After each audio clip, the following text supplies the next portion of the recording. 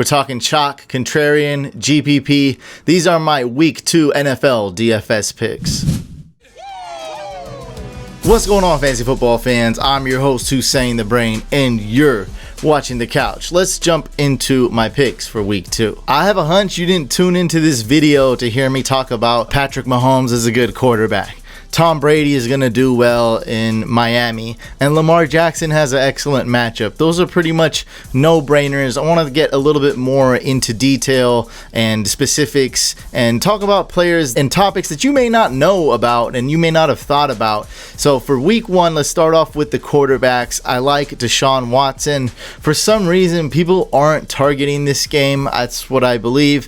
Deshaun Watson's price is a little bit high. This could be a disaster game for him. I'm saying there's a realistic chance there could be a disaster game. I don't believe it will be. I don't think a lot of people will be picking Deshaun Watson. 6,600 going against the Jaguars. Should be good. We saw what Mahomes did to the Jaguars last week. Everybody went off on them on the Chiefs, and they did that pretty much without Tyreek Hill. The next quarterback I want to talk about is Derek Carr, my favorite quarterback this week. The price is right. The matchup is right. I always like targeting quarterbacks playing against the Chiefs. Mahomes and the Chiefs score a ton of points. Therefore, the opposing team needs to play catch up. And my last week's pick, Nick Foles, actually kind of panned out if not for the injury. So it wasn't the best quarterback to get, but it wasn't a horrible pick either. Nick Foles was super cheap, and if you combined Minshew's 275 yards, 2 touchdowns with Foles' 75 yards and a touchdown, we all know Foles got injured early on in that game. It would have been 350 yards, 3 TDs, and would have got that 300 touchdown bonus if the site you're playing on has that bonus, and that would have came out to 28.6 fantasy points and an elite O-line from the Raiders, what we saw at least in week 1. Moving on to my next quarterback, who is just highly overlooked. This is kind of gross because everyone was on Jacoby Brissett week 1 and that didn't pan out. And you guys really want to look over Gardner Minshew? I'm not saying to go pick him in a cash game necessarily or start him in your season-long leagues or head-to-head, even though that's not that bad of a choice.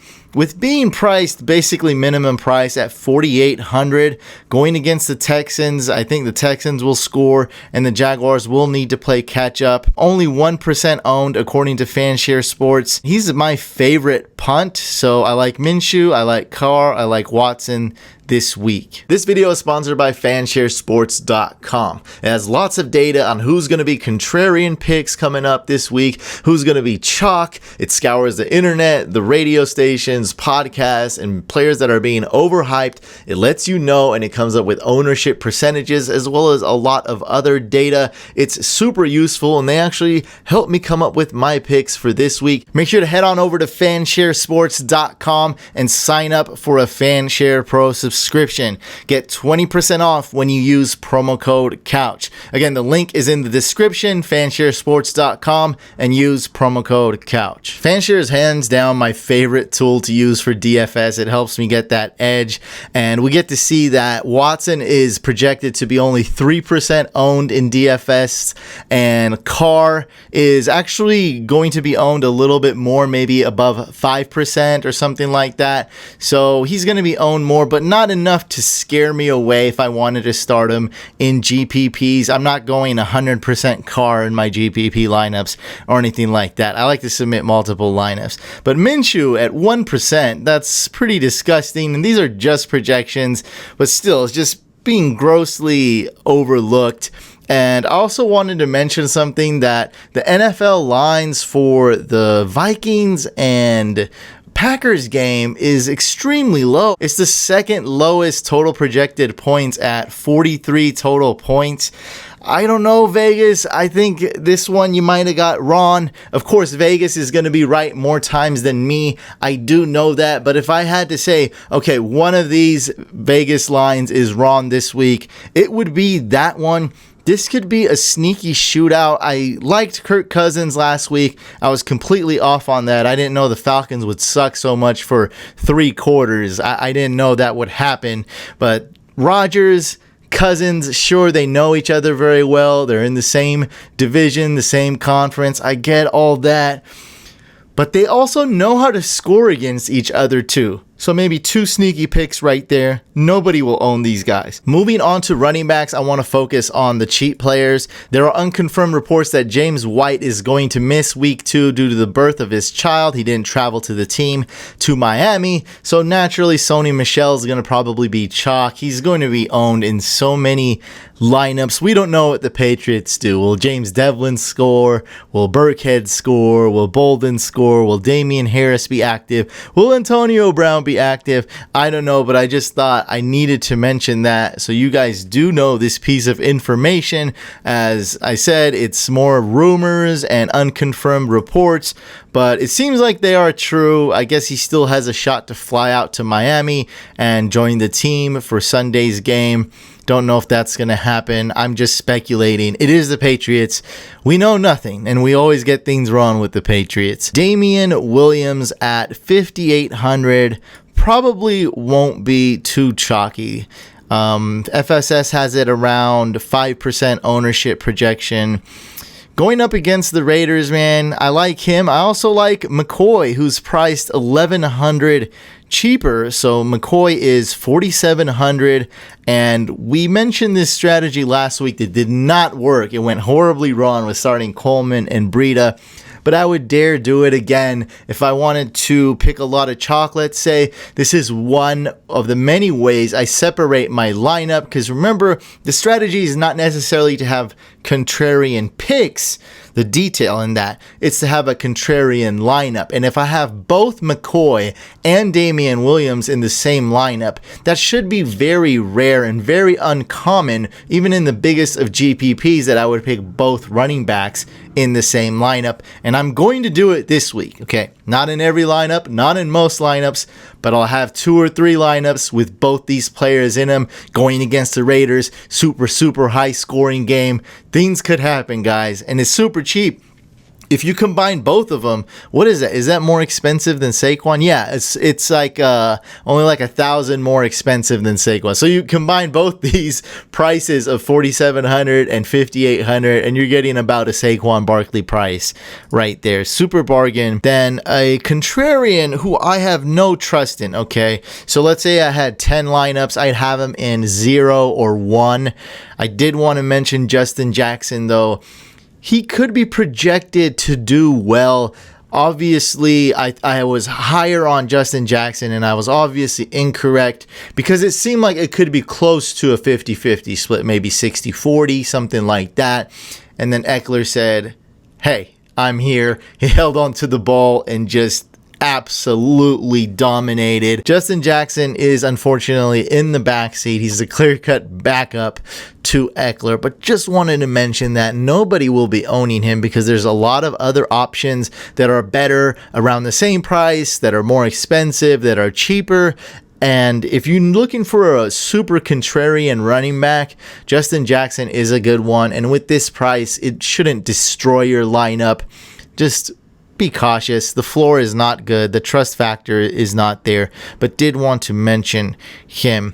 Now, here's someone that I do trust a lot more that's better, and this is why Justin Jackson is so contrarian, because just $200 cheaper, we have one of my favorite running backs in the league. Oops, I'm not at running backs, and that's Devin Singletary. They say Frank Gore's starting. They say it's a committee, whatever. Singletary absolutely beasted. He showed he's the best running back on the team, and he got a huge chunk of the snaps, the overwhelming majority percentage-wise of the offensive snaps. I love him. Matchup is a plus. Price is a plus. Talent is a plus. And, oh, yes, McCoy is not there anymore. Chris Thompson in PPR is great. 3,900, should get a ton of targets, should get a ton of yardage.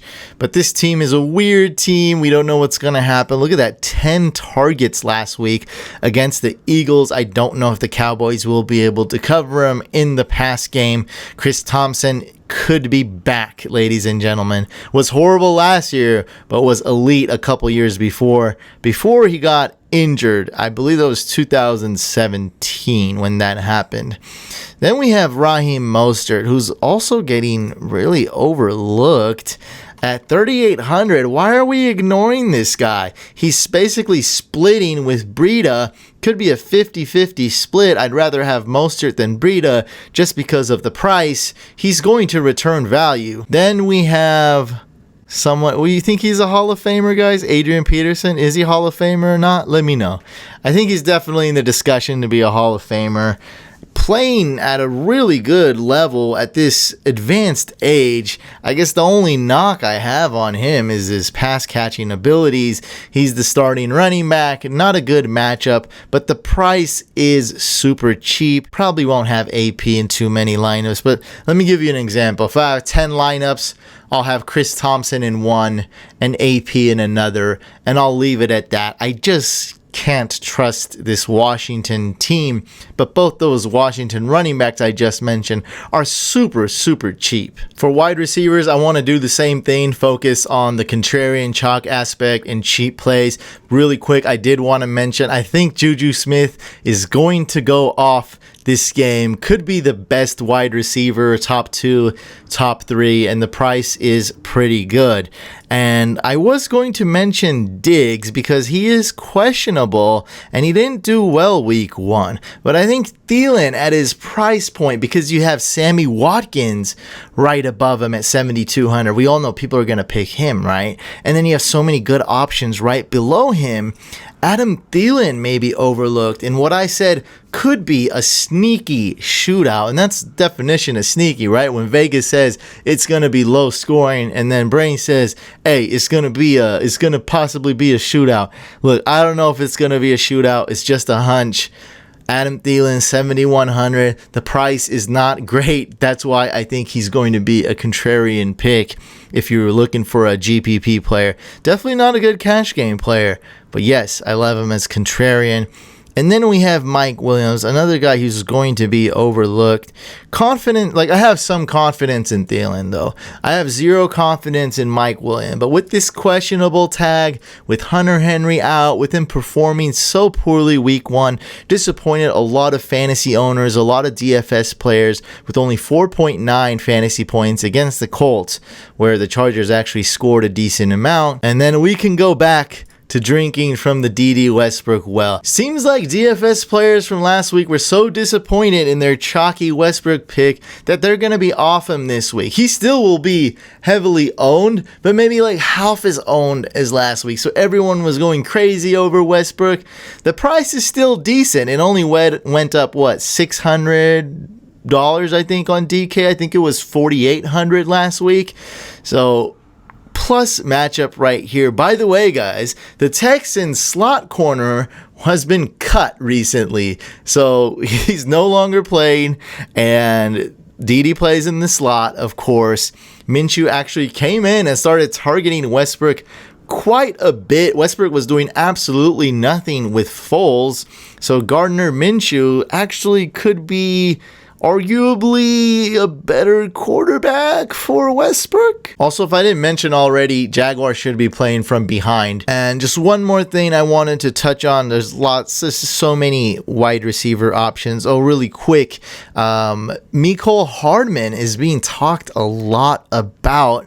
Great GPP play. I love him in GPP, not so much in cash. But because everyone's on him this week, I may avoid him. I'd like to look at a little bit more contrarian.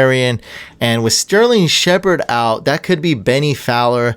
I guess that's my wide receiver punt of the week. Where is he? There's a lot of scrolling to do. 3,300. Wow, that's a lot of scoring. Benny Fowler, the third, going against the Bills. Giants should be playing from behind. He's just so, not a name. He's on no websites. He's on absolutely nothing, but he did get 5 targets, 5 receptions last week. That is something, and with this basically minimum priced salary, he's going to return value with Sterling Shepard out. Let's hope so. Bills defense is pretty beastly. Let's go to tight ends. Huge crapshoot this week. Who knows what's going to happen? I think the big 3, Kelsey, Kittle, Ertz, will finish top 3 this week. And actually, Ertz is not in the main slate. That Eagles-Falcons game, I believe, is Monday night. So I guess Ingram would be top 3 for the main slate. He's going to have a lot of targets. That's going to be chalk, though. Kelsey's matchup actually isn't the best, but how many weeks is he going to go without just going off? This could be a bounce back game for him.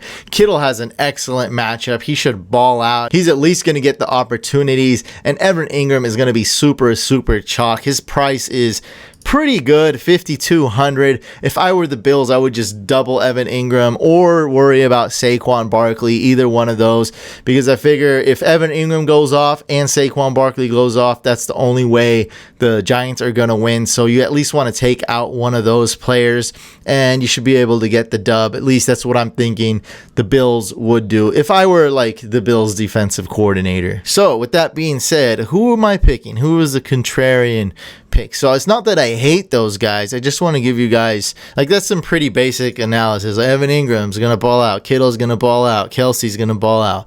Let's go through some other stuff that you might not know. Mark Andrews, amazing matchup. Did not practice today as I'm recording this video, but that was just for rest. He actually led the team in targets last week with 8, and that's by far because Hollywood Brown only had 5. So we know this guy's a baller. We know Lamar Jackson likes throwing to him. And hey, if they don't have a 5 touchdown lead like they did last game, he may even get even more targets, even more opportunities to score touchdowns. Going against the Cardinals is an amazing matchup. And then we're talking about super chalk here. How do you not like it though? Like this is Delaney Walker, who's also amazing, but Darren Waller plus matchup, great price, everything looks good here, but will be super chalk. Could be the most owned tight end. So let me give you guys one tight end that's super contrarian and all the boxes check except maybe the floor, which is what we want for GPP. Jack Doyle price at $3,100, so the price is a check. Snap count, 43 snaps week 1 compared to Ebron's 25, so snap count is a check. Chemistry between Brissett and Doyle, that's a check, because I remember a couple years ago when Brissett was starting and Luck was out that entire year, Jack Doyle was the tight end to own in the GPP. He finished tight end 1, I believe, that week, if not tight end 2, and absolutely went off. That was against the Bengals. I don't know how I remember these things, but the chemistry is there.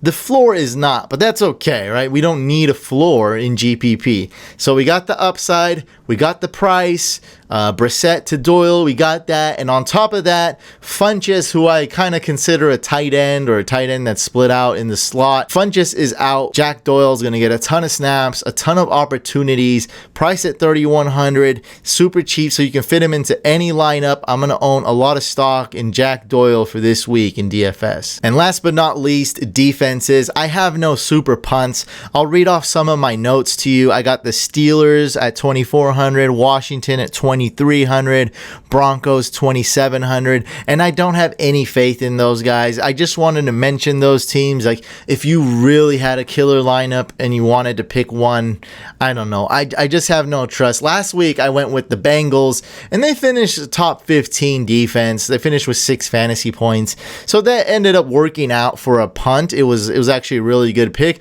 but hey, we didn't need him because all these cheap wide receivers like Hollywood Brown and Deshaun Jackson and Ross went off. So who do I like? Well, Texans not so much. I don't have that much confidence in them, and they're going to be super chalk, probably be one of the most owned defenses because their price seems attractive. They're playing the Jaguars backup quarterback who's so underrated. By the way, Minshew last week completed 88% of his passes. I believe that was a record. And it was actually more like 100% of his passes were completed, because the 12% that were incomplete were the receiver's fault. So this guy Minshew kind of lit it up week 1, and I'm just not confident the Texans are going to be able to shut down Minshew. They got a couple of good players, okay, like I get it. They have JJ Watt. So it's an extreme defense. They don't have the best coverage. Their O-line is not good, which can result in big plays happening for the opposing defenses and to Deshaun Watson, which leaves the defense getting tired, bad field position, so on and so forth. You get the idea. I don't trust the Texans D, and they're going to be super chalk. Not saying that I hate them necessarily. I would just rather go spend a little bit more and get these options right here. So for 300 more, I'd go with the tight ends and see what they can do against the Colts. Colts are not that great without Andrew Luck. But I think I'm spending up a little bit more this week on most of my guys, and I'm going for the top defenses. So we got the Bills going against the Giants. No Sterling Shepard. Bills have a ton of upside. They're a talented bunch, and they could be an elite defense if they just get it together and just gel better. They do have all the pieces there to make that happen. And of course, everyone knows Patriots D going against the Dolphins. High floor, high ceiling. Patriots are not going to come in and be like, oh, this team sucks, we'll win anyway. No. Dolphins have whooped on the Patriots a lot. This is the game where they're going to go all in and not let up one bit. They're not going to underestimate their opponent. They're going to go up by 2-3 touchdowns right away, and the defense is going to play hard. For the price being so expensive, it's still a great pick. And then we have the Ravens, who I think have even more upside, a little bit less floor, for 3,800 going against the Cardinals. And then we have the Bears, who I'd still pick, even though they're the most expensive defense. I believe they're the best defense. And going against Flacco and the Broncos, it's not that bad of a matchup. I just don't see the Broncos putting up a ton of points, and I do see the Bears wreaking havoc. Make sure you guys do check out fansharesports.com or follow the link below in the description. When you get a pro subscription, make sure you use promo code COUCH to save 20%, and it really helps out the channel. Thank you guys so much for checking them out. Make sure you subscribe to this YouTube channel, Fantasy Couch. Also, subscribe to our second channel, Fantasy Couch Podcast. Hit it up with the thumbs up if you enjoyed this video, thumbs down if you did not, and I'll catch you on the next video / live stream.